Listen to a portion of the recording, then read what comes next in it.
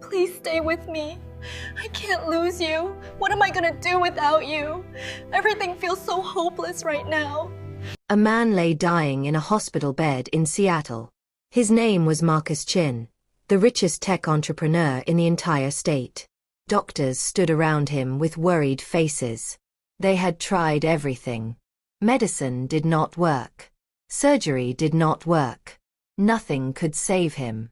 Then an old spiritual healer arrived. Her name was Elder Rose. She touched Marcus's forehead and spoke with a voice thin like wind. She said Marcus was cursed. Only one thing could break it. He must marry a woman with a pure heart. Not a rich woman. Not a beautiful woman. A woman who had suffered greatly. A woman who owned nothing. Marcus's father was angry, but his son was dying. They had no choice. They sent men into the streets of Seattle. They needed to find the poorest woman in the city. They found her sitting on cold ground near Pike Place Market. Her name was Emma. She wore torn clothes and held an empty cup. She was begging. The man offered her more money than she had ever seen. She followed him to the hospital. At 11:50 at night, 10 minutes before midnight, Elder Rose married them. The moment she finished speaking, Marcus's eyes opened. Color returned to his face. He was saved. But when he saw Emma, his dirty, poor new wife, his first words were cruel. He asked why they tied him to a beggar. Emma's heart broke. She did not know she was walking into a nightmare. Watch the full story so that you can enjoy it. Very interesting. If you're enjoying this story, please like this video and subscribe to our channel. Comment below and let us know where you're watching from. New York, London, Toronto, Sydney, or anywhere in the world. We want to hear from you. Share this video so more people can enjoy these amazing stories. Now, let's continue. Marcus Chin was the richest tech mogul in Seattle. He built his empire from a small startup to a billion-dollar company. His mansion overlooked Lake Washington. His cars were imported from Europe. His watches cost more than most people's houses. But now he lay dying. His skin burned with fever. His body shook with pain. The best doctors in the country surrounded his bed at Seattle General Hospital. They ran every test. They tried every treatment. Nothing worked. The sickness was eating him from inside. His family stood helpless. His mother, Diana, held his hand and cried. His father, Robert, paced the room like a caged animal. Time was running out. Death was coming closer. The machines beeped slowly. His breathing grew weaker. Then Elder Rose arrived. She was very old, a spiritual healer known throughout the Pacific Northwest. She wore flowing white robes and many crystal beads. Her eyes were cloudy, but she saw everything. She touched Marcus's forehead with her wrinkled hand. She closed her eyes and hummed. The room became silent. She opened her eyes and spoke. Her voice was thin like wind. She said Marcus was cursed. An evil spirit wanted his life. Only one thing could break the curse. He must marry a woman with a pure heart. Not a rich woman. Not a beautiful woman. A woman who had suffered greatly. A woman who owned nothing. Robert was angry. He shouted at the healer. He said this was nonsense. How could marriage save a dying man? Elder Rose did not argue. She just looked at him with her cloudy eyes. She said if they did not believe her, Marcus would die before sunrise. Robert looked at his son. Marcus was barely breathing now. His lips were turning blue. Diana started crying louder. Robert had no choice. He asked the healer what to do. She said they must find the woman tonight. She must be the poorest woman in the city. She must have nothing.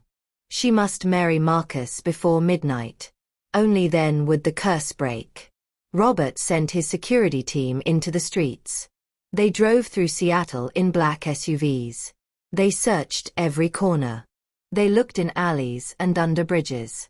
They needed to find the poorest woman alive. Time was running out.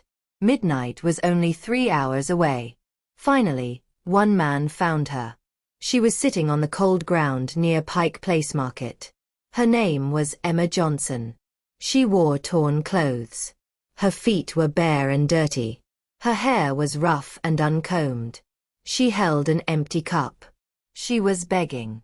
She looked tired and thin. Her eyes were sad but gentle. The man walked up to Emma. He said his boss needed her help. Emma looked confused. She asked what kind of help. The man said she must come with him right now. Emma was scared. She thought it was a trick. She said no. The man pulled out money. He showed her more cash than she had ever seen. He said if she came, this money would be hers. Emma stared at the money. She had not eaten in 2 days. Her stomach hurt from hunger. She had no family, no home, no future. She thought maybe this was her only chance. She stood up slowly. Her legs shook. She followed the man to the SUV. They brought Emma to the hospital. She had never been inside such a big building. Everything was white and clean. She felt dirty and out of place. People stared at her torn clothes. She wanted to run away, but the man held her arm gently. He took her to a private room. Inside was the dying billionaire. Marcus lay still on the bed. His family surrounded him. His mother looked at Emma with disgust. His father looked desperate. Elder Rose stood in the corner. She nodded when she saw Emma. She said this was the right woman. Robert told Emma she must marry his son immediately. Emma could not believe what she heard. She asked why. Why would a rich man marry a beggar? Robert had no time to explain. He said his son would die if she refused. He offered her more money. He said she would be paid well. Emma looked at Marcus. He was so sick. His face was pale. She felt sorry for him. She had nothing to lose. She agreed. Elder Rose quickly prepared the ceremony. She lit candles around the hospital room. She burned sage that smelled strong. She tied a red cloth around Emma's wrist. She tied another around Marcus's wrist. She spoke words in an ancient language. She joined their hands together. She declared them husband and wife. It was 11:50 at night, 10 minutes before midnight. The moment Elder Rose finished speaking, something strange happened. The machines around Marcus started beeping faster. His chest rose higher. His fingers moved. Color returned to his face. His eyes opened slowly. Everyone gasped. Diana screamed with joy. Robert fell to his knees. Marcus looked around confused. He saw his family. He saw Elder Rose. Then he saw Emma. He looked at her torn clothes, her dirty face, her rough hair. He saw the red cloth on both their wrists. He asked what happened. Robert explained everything. The curse. The healer's solution. The urgent marriage. Marcus's face changed. His eyes became cold. He looked at Emma with anger and disgust. His first words after being saved were cruel. He asked why they tied him to a dirty beggar. Emma felt her heart break. She stepped back. Tears filled her eyes, but she said nothing. Elder Rose told Marcus he must respect his wife. The marriage saved his life. Marcus laughed bitterly. He said he never agreed to this. He would fix this mistake. He would divorce her tomorrow. Diana agreed. She said they would pay Emma and send her away. Robert stayed quiet. He was just happy his son was alive. Elder Rose shook her head sadly. She warned them. She said the curse would return if Marcus broke the marriage. He must stay married to Emma for 1 full year. If he divorced her before then, he would die. Marcus did not believe her. He thought it was all tricks. But Robert believed. He had seen his son dying. He had seen the miracle. He could not risk losing Marcus again. He ordered his son to obey. Marcus was furious, but he was too weak to fight. The doctor said he needed rest. Robert told Emma she would come home with them. She would live in their mansion. She would be Marcus's wife for 1 year. After that, they would give her money and she could leave. Emma wanted to refuse. But where would she go? Back to the streets? Back to begging? At least here she would have food and shelter. She agreed. She did not know she was walking into a nightmare. They took Emma to the Chen family estate in Medina, just outside Seattle. It was the biggest house she had ever seen. It had tall gates and beautiful gardens overlooking the lake. Inside were marble floors and modern art. House staff walked quietly through the halls. Emma felt like she was dreaming. But the dream quickly turned dark. Diana called all the house staff. She introduced Emma, but she did not call her Marcus's wife. She called her a beggar they picked from the street. She said Emma was there temporarily. She told the staff to give Emma the worst room in the house, the one near the back where they kept storage. The staff looked at Emma with pity. Emma's room was tiny and cold. There was only a small bed with a thin blanket, one small window. The walls were bare. The floor was concrete. It was worse than some places she had slept on the streets. But at least it had a roof. At least she was safe from rain. She sat on the bed and cried quietly. She touched the red cloth still tied on her wrist. She wondered what she had done. She wondered if this was punishment for something. She was so tired. Her body hurt. She lay down and closed her eyes. Tomorrow she would face whatever came. Tonight she just needed to sleep. The next morning, Diana woke Emma before sunrise. She banged on the door loudly. She told Emma to get up. There was work to do. Emma opened the door confused. Diana handed her a bucket and cleaning supplies. She told Emma to clean all the floors in the house. Emma said she was not a servant. Diana laughed coldly. She said Emma was worse than a servant. She was a beggar pretending to be family. If Emma wanted to stay in this house, she would work. She would earn her food. Emma wanted to refuse. But Diana's eyes were hard and mean. Emma took the bucket. She started cleaning. Her hands hurt. Her back hurt. But she kept working. Marcus watched from the top of the grand staircase. He saw Emma on her knees scrubbing the marble floor. He felt nothing. No pity. No guilt. He only felt anger. Anger that he was tied to this woman. Anger that his life depended on her. He went to his father's office in the tech company headquarters downtown. He demanded they find another way. Robert said there was no other way. Elder Rose was clear. 1 full year. Marcus slammed his fist on the desk. He said he would make this year hell for Emma. He would make her leave on her own. Then his death would not be his fault. Robert warned him to be careful, but Marcus did not listen. He had already made up his mind. He would destroy her spirit. Days passed. Emma worked from morning until night. She cleaned floors. She washed dishes. She scrubbed bathrooms. The house staff were kind to her in secret. But in front of Diana, they ignored her. Diana watched Emma like a hawk. She found fault in everything. She said the floors were not clean enough. The dishes were still dirty. She made Emma do the work again. Emma never complained. She just worked harder. She was used to suffering. This was not new. But what hurt most was Marcus. Every time he saw her, he said something cruel. He called her ugly. He called her stupid. He called her worthless. His words cut deeper than any work. One evening, Diana hosted a dinner party.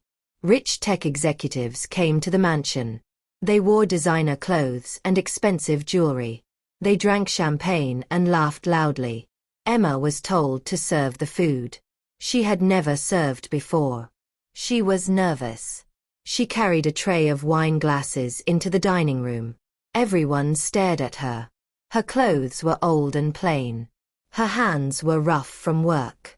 She tried to be careful, but her hands were shaking. She tripped on the carpet. The tray fell. Glasses shattered.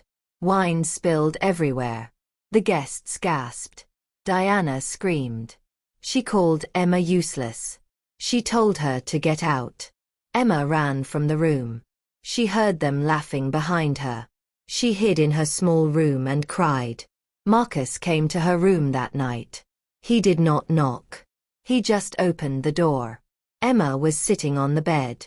Her face was red from crying. Marcus looked at her with cold eyes. He said she embarrassed him. She made his family look bad. He said she was an animal who did not belong in civilized society. Emma looked up at him. She spoke for the first time with strength. She said she did not ask for this. She did not ask to marry him. She was only trying to survive. Marcus stepped closer. He said survival was not enough. He said she was nothing. She would always be nothing. Then he left. Emma felt something change inside her. She felt a small spark of anger. Weeks turned into months. Emma's life became a routine of pain. Wake up early, work all day, endure insults, sleep in the cold room. But something was changing. Emma was getting stronger. Her body became used to the hard work. Her heart became harder against the cruel words. She stopped crying. She stopped caring what they thought. She did her work and stayed quiet. The house staff started to respect her. They saw how hard she worked. They saw how she never fought back. One old housekeeper named Betty started helping her. She brought Emma extra food. She gave her a warmer blanket. She told Emma to be patient. Good things come to those who endure. One day, Robert saw Emma working in the garden. She was pulling weeds under the hot sun. Her face was covered in sweat, but she worked steadily. Robert watched her for a long time. He felt something strange. Guilt. He remembered how they found her, how desperate she looked, how she agreed to help even though she was scared. She saved his son's life. And this was how they repaid her.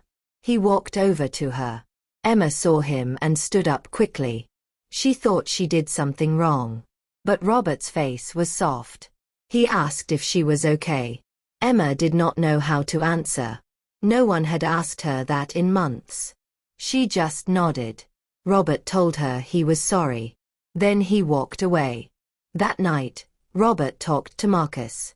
He told his son to stop being cruel to Emma. Marcus refused. He said Emma deserved everything she got. Robert raised his voice. He said Emma was innocent. She had done nothing wrong. She was suffering because of their family. Marcus laughed bitterly. He said his father was going soft. Diana was worse than Marcus. She hated Emma more each day. She saw how Robert looked at Emma with pity. She feared Emma was winning sympathy.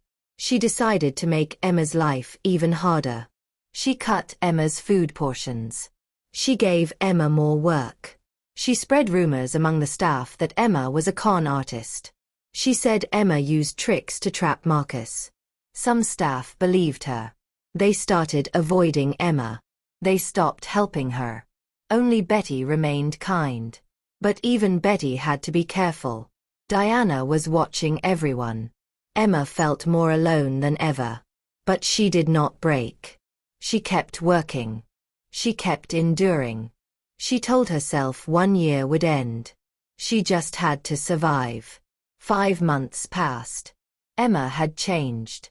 She was no longer the scared beggar from the streets. Her body was stronger. Her eyes were harder. She spoke less. She worked more. She became like a ghost in the house. People barely noticed her except Marcus. He noticed her every day. He hated that she was still there. He hated that she did not cry anymore. He hated that she seemed stronger. It made him angry. One night he was drunk. He went to her room again. He banged on the door. Emma opened it. She looked at him calmly. He started yelling. He called her every bad name he could think of. Emma just stared at him. She did not react. This made him more angry. Marcus grabbed Emma's arm. He pulled her close. He said he could make her life worse. He could hurt her in ways she could not imagine. Emma looked into his eyes. She spoke quietly.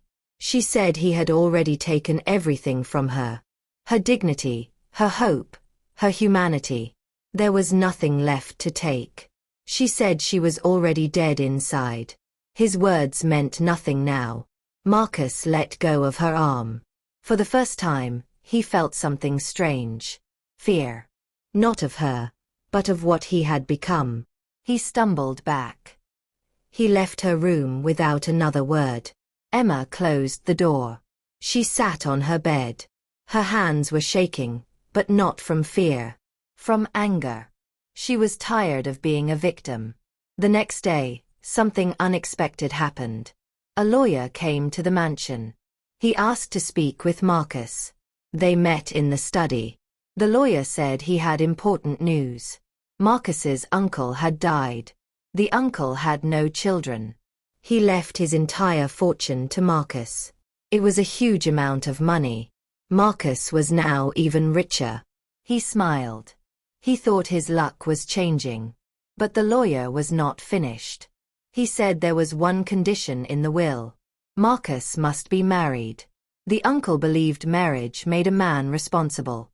If Marcus was not married, the money would go to charity. Marcus's smile faded. He told the lawyer he was married. The lawyer asked to meet his wife. Marcus had no choice. He called for Emma. She came into the study wearing her work clothes. Her hair was tied back. Her hands were dirty. The lawyer looked confused. He asked if this was really Marcus's wife. Marcus said yes through gritted teeth. The lawyer said he needed proof. Marriage certificate, photos, evidence of them living as husband and wife.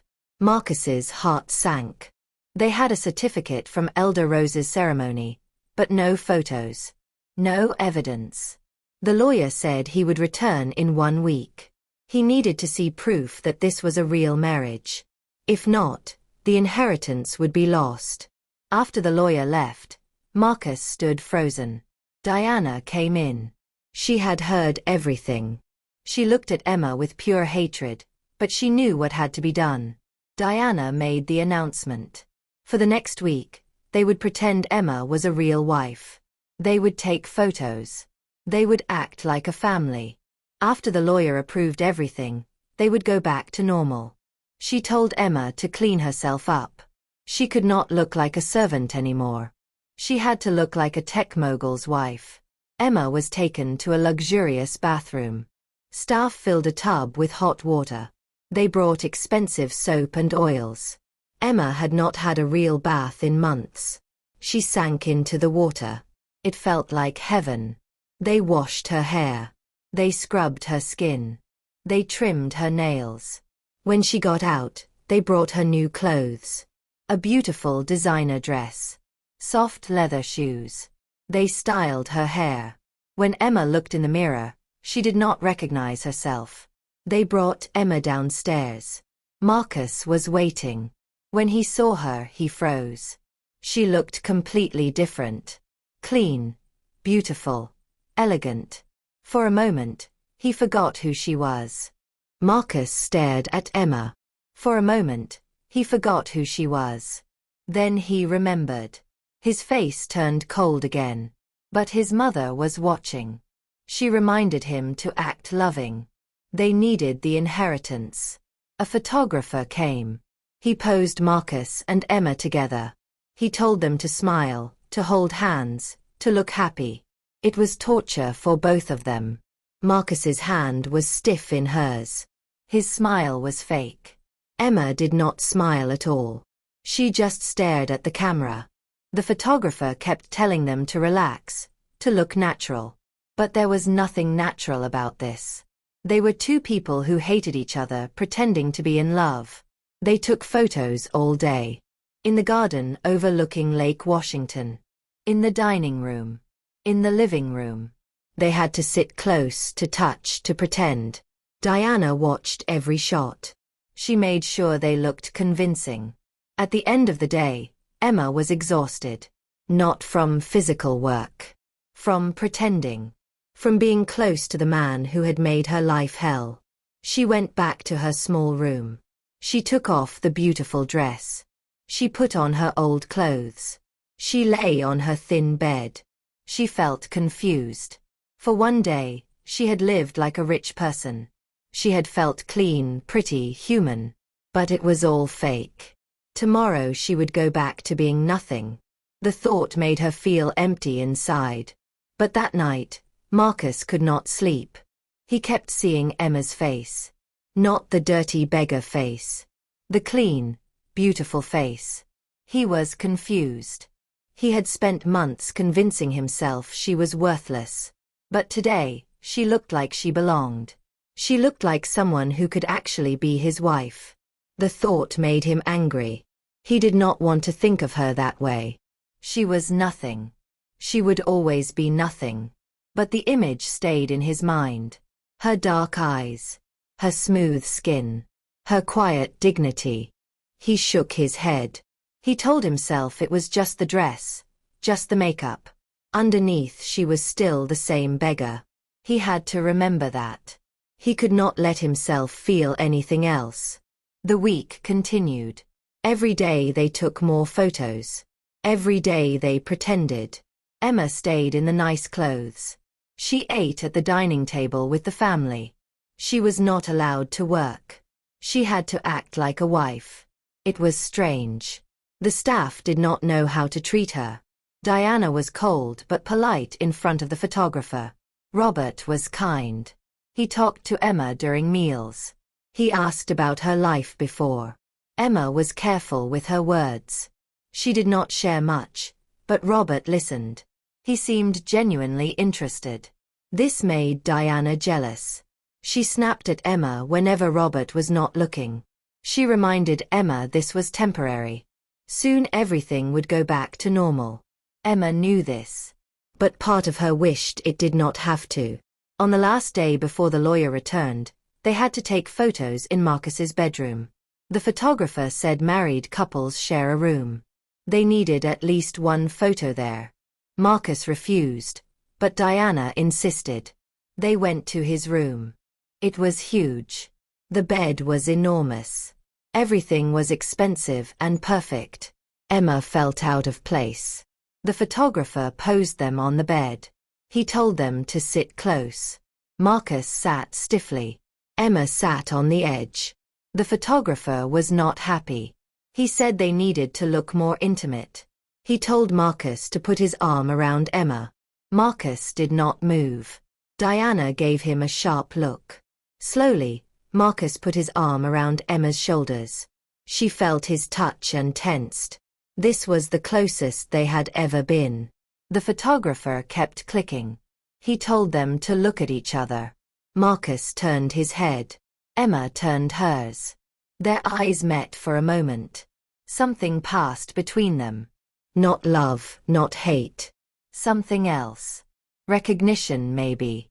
They were both trapped. Both pretending. Both suffering in different ways. The moment lasted only a second. Then Marcus looked away. The photographer said he got the shot. They could stop. Marcus pulled his arm back quickly. He stood up and left the room. Emma sat there for a moment. Her shoulder still felt warm where his arm had been.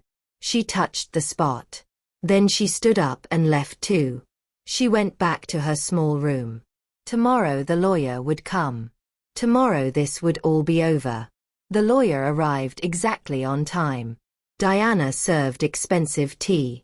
Everyone sat in the living room. The lawyer reviewed all the photos. He asked questions. How did they meet? When did they marry? Did they love each other? Diana answered most questions smoothly. She lied with a smile. She said they met at a charity tech conference. Emma was volunteering to help homeless people. Marcus fell in love with her kind heart. They married quickly because love could not wait. The lawyer listened. He looked at the photos. He looked at Emma and Marcus. He seemed satisfied. He said everything appeared in order. The inheritance would be released. Marcus would receive the money within a week. Diana smiled. Marcus relaxed. It was done. The pretending was over. After the lawyer left, Diana turned to Emma. Her smile disappeared instantly. She told Emma to go back to her room, to change into her old clothes, to go back to work. The charade was finished. Emma stood up slowly. She looked at all of them. Robert looked sad. Marcus looked relieved. Diana looked triumphant. Emma walked upstairs. She changed her clothes. She put on the old worn dress.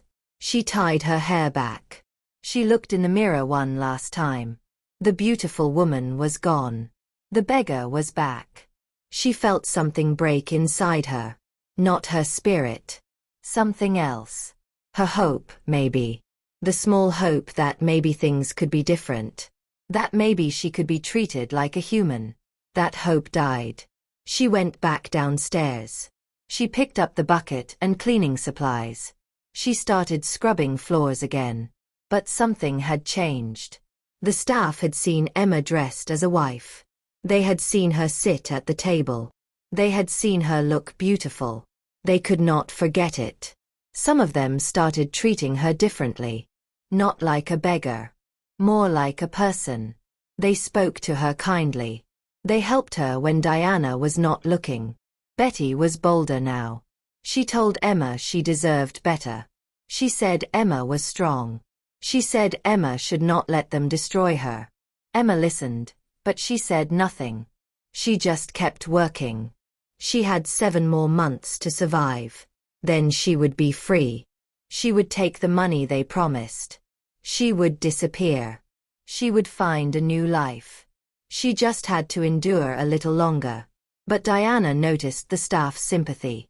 It made her furious. She called a meeting. She reminded everyone that Emma was not family. She was temporary. A mistake that would be corrected. Anyone who showed Emma special treatment would be fired. The staff became scared. They stopped helping Emma openly. But Betty did not care about threats. She was old. She had worked for this family for 30 years. She was not afraid. She continued to help Emma. She brought her food. She talked to her. She became like a mother to Emma. Emma was grateful. Betty was the only light in her dark life. The only person who saw her as human. Emma did not know what she would do without her. Marcus received his inheritance. He was now one of the richest tech moguls in the country. He bought new sports cars, new watches, new everything. He threw parties at exclusive Seattle clubs. He went to tech conferences around the world. He lived like a king. But something bothered him. At night when he was alone, he thought about Emma. He remembered how she looked in the nice clothes. He remembered the moment their eyes met in his bedroom. He tried to forget. He tried to bury the memories under money and pleasure. But they kept coming back. He started drinking more. He became angry more often. His business partners noticed. They asked what was wrong. He said nothing. But he knew. He was haunted by the woman he had tried so hard to destroy. The woman who refused to break. One night, Marcus came home very drunk. He stumbled through the house. Everyone was asleep. He found himself walking to Emma's room. He did not know why. He opened the door quietly. Emma was sleeping. The moonlight came through the small window. It fell on her face. She looked peaceful, beautiful even. Marcus stood there watching her. He felt confused. Why did he come here? What did he want? He turned to leave, but his foot hit the bucket. It made a loud noise. Emma woke up. She saw Marcus standing in her room. She sat up quickly. She was scared. Marcus just stared at her. Then he spoke. His voice was slurred from alcohol. He asked why she did not leave. Why she stayed and suffered. Why she did not just run away. Emma looked at Marcus. She said she had nowhere to go. No money. No family. No home. This hell was better than the streets. At least here she had food and shelter. Marcus laughed bitterly. He said she was pathetic.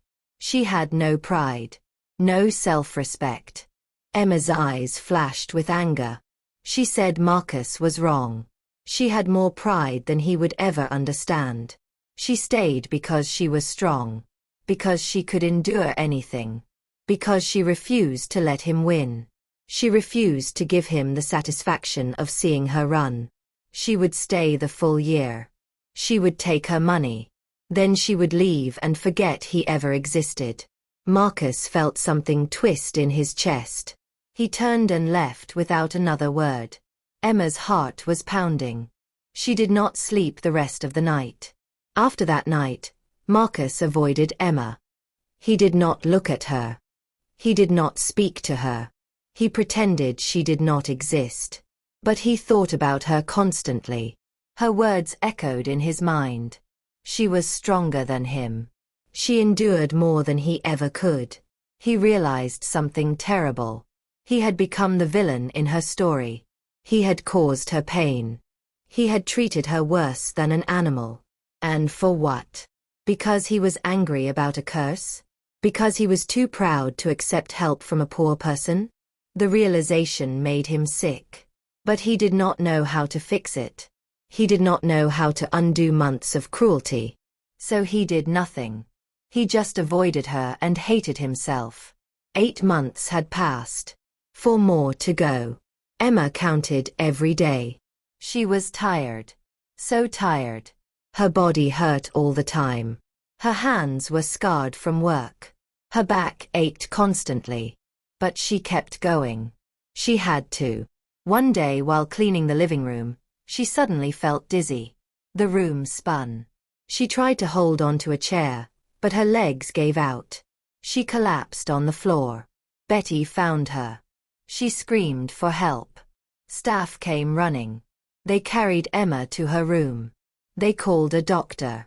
When the doctor arrived, he examined Emma carefully. He said she was severely malnourished. She had not been eating enough. Her body was shutting down. She needed rest and proper food or she would die. Robert heard about Emma's collapse. He rushed to her room.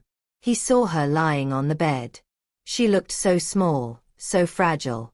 He asked the doctor what happened. The doctor explained everything.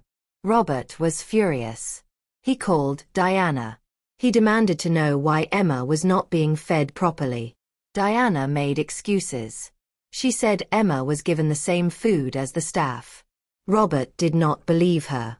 He ordered that Emma be given 3 full meals every day. She was not to work until she recovered. Diana tried to argue, but Robert's voice was like thunder. He said if Emma died, it would be on their conscience. He would not allow it. Diana left the room angry. But she had to obey. For the first time in months, Emma rested. Betty brought her food 3 times a day. Warm soup, fresh bread, fruit. Emma ate slowly. Her stomach had shrunk. She could not eat much at once. But gradually she grew stronger. She stayed in her room for a week. During that time, she thought about everything. About her life. About this family. About Marcus. She realized she had been surviving but not living. She had let them reduce her to nothing. She had accepted their cruelty. She had become a victim. She decided something important. When she was well, she would not go back to being invisible. She would not let them treat her like trash. She had 4 months left. She would survive with dignity. When Emma was well enough, she left her room. But she was different. She held her head high. She worked, but she did not rush. She did not apologize for existing. When Diana insulted her, Emma looked her in the eye. She did not respond, but she did not look down either. This change made Diana uncomfortable. She could not break Emma anymore. It made her even more angry. She tried harder. She gave Emma impossible tasks. She criticized everything. But Emma stayed calm. She did what she could. She ignored what she could not. Diana was losing her power. And she knew it. She needed a new plan. A way to finally destroy Emma. She started thinking, plotting. Meanwhile, Marcus was changing too. He had been watching Emma from a distance. He saw her collapse. He heard the doctor's report. He felt guilt crushing him.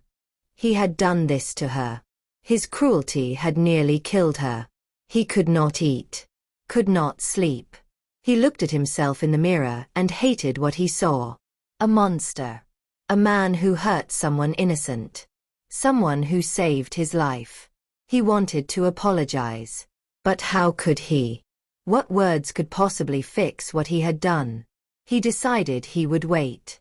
When the year ended, he would give her more money than promised. Enough to live well forever. It was the least he could do. 3 months left. Tension in the house was growing. Diana could feel her time running out. Soon Emma would leave. Soon this nightmare would end. But she wanted Emma to suffer one more time. She wanted to break her completely before she left. She thought of the cruelest thing she could do. She decided to destroy Emma's one friendship. She called Betty to her office. She accused Betty of stealing. Betty was shocked. She said she never stole anything. Diana said she had proof. She showed a silver spoon hidden in Betty's room. Betty said she did not put it there. Someone was lying. But Diana did not care. She fired Betty immediately. She told her to leave the house today. Betty was devastated. She had nowhere to go. Emma heard the news. She ran to Diana. She begged her to reconsider. She said Betty was innocent. Diana smiled coldly. She said if Emma cared so much, she could leave with Betty. Both of them could go beg on the streets together. Emma felt rage burning inside her. But she controlled it. She said Betty had worked here for 30 years. She deserved respect. Diana laughed. She said respect was earned. Betty was a thief. Emma said Diana was a liar. The room went silent. Staff gasped. No one had ever spoken to Diana like that. Diana's face turned red. She raised her hand to slap Emma. But Emma caught her wrist. She held it firm. She looked into Diana's eyes. She said, "Not anymore. You cannot hit me anymore." Diana pulled her hand back. She was shaking with rage. She told Emma to get out of her sight. Emma left. She found Betty packing her things. Betty was crying. Emma hugged her. She said she was sorry. Betty said it was not Emma's fault. She said she would be okay. She had some savings. She would find another job. Emma felt helpless. She wanted to help but had nothing. Betty left through the back door. Emma watched her go. She felt more alone than ever. Her only friend was gone. She had 3 months left in this house. 3 months with no one on her side. She did not know if she could make it. But she had to try. That night, Robert came to Emma's room. He knocked softly. Emma opened the door. She was surprised to see him. Robert looked tired and sad. He said he heard what happened. He said he was sorry about Betty. He knew Diana had lied. He said he would give Betty money to help her. Emma felt grateful. She thanked him. Robert looked at her carefully. He said Emma had changed. She was not the scared girl they brought here months ago. She had become strong.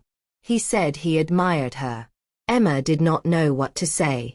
Robert told her to hold on just a little longer. Soon she would be free. Then he left. Emma sat on her bed. Robert's words gave her a small bit of hope. Maybe she could survive these last 3 months after all. But Diana was not done. She had failed to break Emma's spirit. Now she wanted to hurt Emma in a different way. She started spreading rumors outside the house. She told her wealthy friends about Emma. She said Marcus was forced to marry a street beggar. She said Emma was using manipulation to stay in the house. She said Emma was after their money. The rumors spread quickly through Seattle's elite circles. Rich people loved to gossip. Soon everyone in their social circle knew about Emma. They whispered and laughed. They called her the beggar bride. Diana was pleased. She wanted to humiliate Emma. She wanted everyone to know Emma was nothing. She wanted to destroy any chance Emma had of a normal life after leaving. One day, Diana announced they were having another party. She invited all her wealthy friends. She said it was to celebrate Marcus's latest tech venture. But really, she wanted to humiliate Emma publicly. She ordered Emma to serve at the party. Emma knew what this was. Another way to hurt her. But she agreed. She had learned to pick her battles. The night of the party came. Rich people filled the mansion. They wore expensive designer clothes and jewelry. They drank champagne and ate gourmet food. Emma wore a simple server's uniform. She carried trays of drinks. She moved quietly through the crowd. But people noticed her. They whispered and pointed. They knew who she was. The beggar bride. Some laughed. Some looked at her with disgust. Emma kept her face blank. She refused to show pain. Then Diana did something cruel. She called for everyone's attention. She said she wanted to introduce someone special. She called Emma to the center of the room. Emma's heart sank. But she walked forward. Diana put her arm around Emma's shoulders. She smiled sweetly. She told everyone this was Emma, Marcus's wife. The guests looked shocked. Some gasped. Diana continued. She said Emma came from very humble beginnings. She used to beg on the streets. But Marcus saw something in her. He married her out of kindness. Now she works in the house to earn her keep. The guests started whispering loudly. Some laughed openly. Emma stood frozen. She felt every eye on her, judging her, mocking her. She wanted to run, but her legs would not move. Marcus was upstairs during all this. He heard the commotion. He came down to see what was happening. He saw his mother with her arm around Emma. He saw the guests staring and laughing. He saw Emma's face. She looked like she wanted to disappear. Something snapped inside Marcus. Marcus pushed through the crowd. He walked straight to Emma. Everyone went quiet. They expected him to say something cruel, to join in the mockery. But Marcus did something unexpected. He took Emma's hand. He pulled her close to him. He looked at his mother with cold eyes. He said Emma was his wife. She deserved respect. Anyone who disrespected her disrespected him. The room was silent.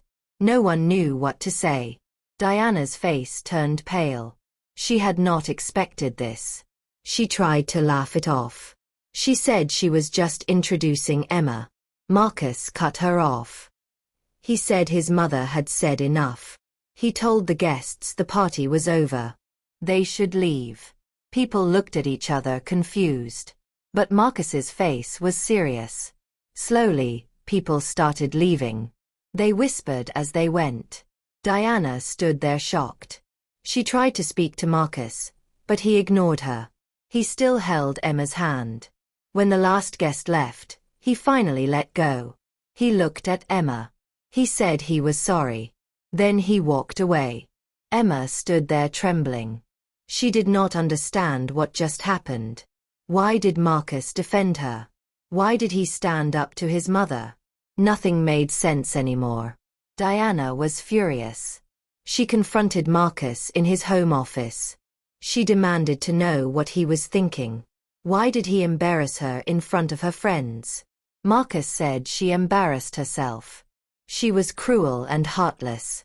Diana slapped him. She said he had become weak, soft. All because of that beggar. Marcus did not react to the slap. He just looked at his mother sadly. He said she had become someone he did not recognize. Someone filled with hate. Diana's eyes filled with tears.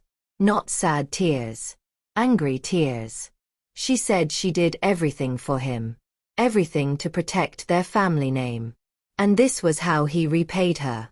Marcus said their family name meant nothing if they had no honor, no kindness. Diana left his office crying. But not from sadness. From rage. After that night, everything changed. Marcus stopped ignoring Emma.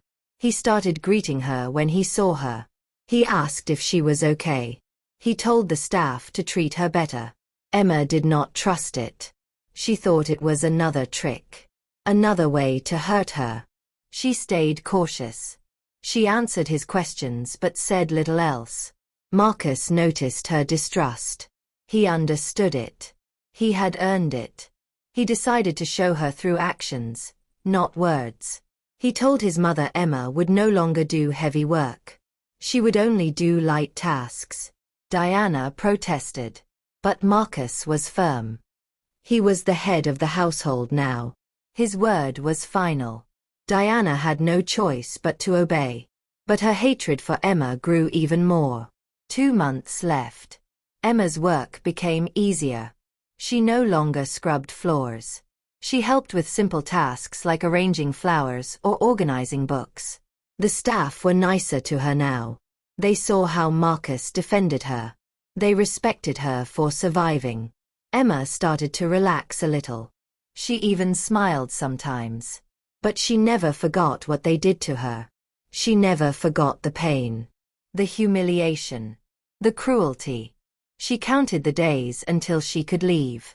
She dreamed about her freedom, about starting a new life, about never seeing these people again. That dream kept her going. Marcus started talking to Emma more. At first, just simple conversations. Good morning. How are you? Did you sleep well? Emma answered politely but coldly. But slowly, over weeks, the conversations got longer. Marcus asked about her life before, where she came from, if she had family. Emma was careful. She did not share much, but she shared a little. She said her parents died when she was young. She had no siblings. She lived on the streets of Seattle for years. She survived by begging and doing odd jobs. It was a hard life, but she was used to it. Marcus listened. He felt more guilt. This woman had suffered her whole life. And he had made it worse. He had added to her pain when he should have helped her. One evening, Marcus asked Emma to have dinner with him. Not with the family. Just the two of them. Emma was suspicious. She asked why. Marcus said he wanted to talk. Emma did not want to. But she was curious. She agreed. They sat in the small breakfast room overlooking the lake. Staff brought food. It was quiet and awkward. Marcus did not know how to start. Finally, he spoke. He said he was sorry for everything. For how he treated her. For the cruelty. For the pain. He said there was no excuse. He was wrong. Emma looked at him. She did not cry. She did not smile. She just said sorry was not enough. Words could not fix what he broke. Marcus nodded. He said he knew. He asked what he could do. Emma said nothing. There was nothing he could do. The damage was done. They ate in silence. When dinner was over, Emma stood to leave. Marcus stopped her. He said he wanted her to know something. He said she was the strongest person he had ever met. She survived things that would have destroyed him. She never gave up. Never broke. He said he admired her. Emma looked at Marcus with hard eyes. She said he did not get to admire her. Not after what he did. He did not get to feel better by giving compliments. She said when the 2 months were over, she would leave. She would take the money and she would never think of him again. He would be nothing to her. Just a bad memory. Then she left. Marcus sat alone. Her words cut deep. But he deserved them. He deserved worse. 6 weeks left. Marcus tried harder. He found out where Betty lived. He went to visit her. Betty was surprised to see him. She was living in a small apartment, working as a cleaner in an office building. Marcus apologized to her. He said his mother had lied. Betty was never a thief. He offered her job back with a raise and a bonus for the months she lost. Betty was shocked. She did not know what to say. Marcus said it was the least he could do. Betty accepted. She said she would return, but only because she wanted to see Emma. Not for him. Marcus understood. He drove her back to the mansion. When Emma saw Betty, she could not believe it. She ran to her. They hugged. Both were crying. Emma asked how this happened. Betty said Marcus brought her back. Emma looked at Marcus. He stood nearby watching. For the first time, Emma felt something toward him that was not hate. She did not know what it was. But it was not hate. She whispered, "Thank you." Marcus nodded. Then he left them alone. 3 weeks left. Marcus continued trying to make things right. He gave Emma a better room. One with a proper bed and large windows overlooking the lake. With heat and comfort. He bought her new clothes. Not servant clothes. Normal, quality clothes. He made sure she had enough food. He asked the staff to treat her with respect. He even started asking her opinion on things. What art should they display? What charity should his company support? Emma was confused by all this. She answered his questions.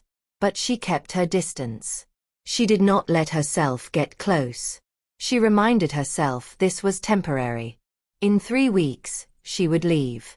Nothing else mattered. But it was getting harder to remember. Harder to keep her walls up. Because Marcus was being kind. And she had not felt kindness in so long. 1 week left. The reality was setting in. Emma would actually leave soon. Very soon. Marcus felt panic. He did not want her to go. But he had no right to ask her to stay. Not after everything. He watched her during the day. She seemed peaceful. Ready. She had already started saying goodbye to the staff. They gave her small gifts. Things to remember them by. Everyone was preparing for the end. 3 days left. Robert called Emma to his office. He handed her an envelope. Inside was a check. Emma looked at the amount. Her hands shook. It was more money than she had ever imagined. Enough to buy a house. To start a business. To live comfortably for years. She looked at Robert with tears in her eyes. He said she earned it. She saved his son's life. She endured hell. This was the least they could do. He said he was sorry for everything his family put her through. He hoped she would find happiness. Emma thanked him. She said he was a good man. She wished his son had learned from him sooner. Robert smiled sadly. He said maybe Marcus was learning now. Just too late. Emma left his office. She held the envelope tight. This was real. Her freedom was real. The final day arrived. Emma woke up early. She dressed in one of her new outfits. She combed her hair. She looked in the mirror. She barely recognized herself. She looked strong. Healthy. Beautiful even. This was not the beggar they picked up a year ago. This was a survivor. A warrior. She smiled at her reflection. Then she picked up her small bag. She walked downstairs. The staff were waiting. They hugged her goodbye. Betty cried. She made Emma promise to visit. Emma said she would try. But they both knew she probably would not. This chapter needed to close completely. Robert shook her hand. He wished her well. Diana did not come out of her room. Emma did not care. She did not need that woman's goodbye. Only one person was missing. Marcus. Emma walked to the front door. A car was waiting to take her away. She took one last look at the mansion. She felt nothing. No sadness. No anger. Just peace. She was ready to go. She opened the door. Then she heard a voice behind her. Marcus. She turned around. He stood at the top of the stairs. He looked terrible, like he had not slept in days. He walked down slowly. He stopped a few feet from her. He said he needed to say something. Emma waited. Marcus took a deep breath. He said he knew sorry was not enough. He knew he could never fix what he broke. But he wanted her to know. She changed his life. She made him see who he really was. And who he wanted to become. He said he hoped she would find happiness. She deserved it more than anyone. Emma looked at Marcus. She saw real pain in his eyes. Real regret. She spoke quietly. She said she forgave him. Not because he deserved it, but because she deserved peace. Carrying hate was too heavy. She was putting it down. She said she hoped he would learn to be better. To treat people with kindness. To never abuse his power again. Marcus nodded. Tears filled his eyes. He asked if he would ever see her again. Emma paused. She looked at this man who had caused her so much pain. But also this man who was finally trying to change. She said honestly, I don't know. Maybe. Maybe not. But if you truly want to honor what I went through, become the man you should have been from the start. Help people who have nothing. Use your wealth for good. That's how you make this mean something. Marcus nodded, unable to speak. Emma gave him one last look. Then she said goodbye. She turned and walked out the door. She got in the car. She did not look back. The car drove away. Marcus stood at the door watching until the car disappeared. Then he fell to his knees. He cried like he had never cried before. He had lost something precious. And it was all his fault. But as he knelt there, he made a decision. He would do what Emma said. He would become better. He would help people. He would use his wealth for good. It would not bring her back. But it would honor her strength. Her dignity. Her mercy. Emma sat in the car watching Seattle pass by. She was free. Actually free. She felt the envelope in her pocket. She felt her bag on her lap. She felt the car moving forward, taking her somewhere new. She did not know where she would go, what she would do. But that was okay. She had time to figure it out. For the first time in her life, she had options. She had money. She had freedom. She had a future. She smiled. A real smile. The kind that reached her eyes.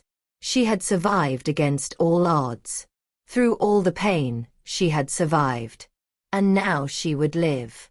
Really live. Not just survive but thrive. Build something beautiful. Become someone amazing. The past was behind her. The future was ahead. And it was bright. 6 months later, Emma opened a shelter for homeless women in downtown Seattle. She called it Second Chance House. She used her money wisely. She gave women a safe place to sleep, food to eat, job training, hope for the future. She became known throughout Seattle as the woman who understood.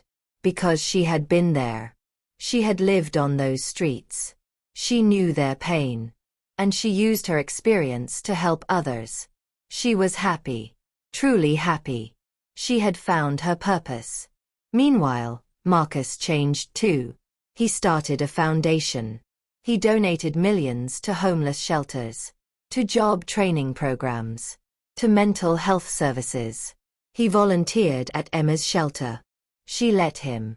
Not because she forgave him completely, but because his help mattered. Because the women needed support. They worked together sometimes. It was awkward at first. But over time, it became easier. They were not friends. But they were not enemies either. They were two people who shared a painful history. And they were both trying to do better. One day, a year and a half after Emma left, Marcus came to the shelter. He asked if they could talk. Emma agreed. They sat in her office.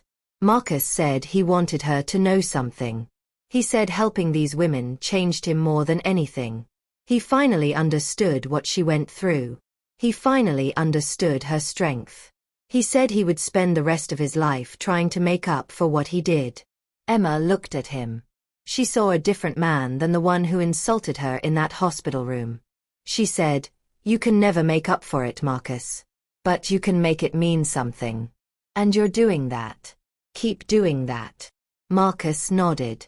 He asked if she was happy. Emma smiled. She said she was. Happier than she ever thought possible. Marcus smiled too. A sad smile. But a real one. He said he was glad. He said she deserved all the happiness in the world. As Marcus left that day, Emma watched him go. She felt something she never thought she would feel. Peace with the past. She had survived. She had overcome. She had built something beautiful from the ashes of her pain. And that was the greatest victory of all. Thank you so much for watching this incredible story. If you enjoyed Emma's journey from struggle to triumph, please like this video and subscribe to our channel for more amazing stories of resilience and redemption. Share this video with your friends and family so more people can hear these powerful tales. Comment below and let us know where you're watching from. New York, London, Toronto, Sydney, or anywhere else in the world. We love hearing from you. What did you think of Emma's story? Do you believe people can truly change like Marcus did?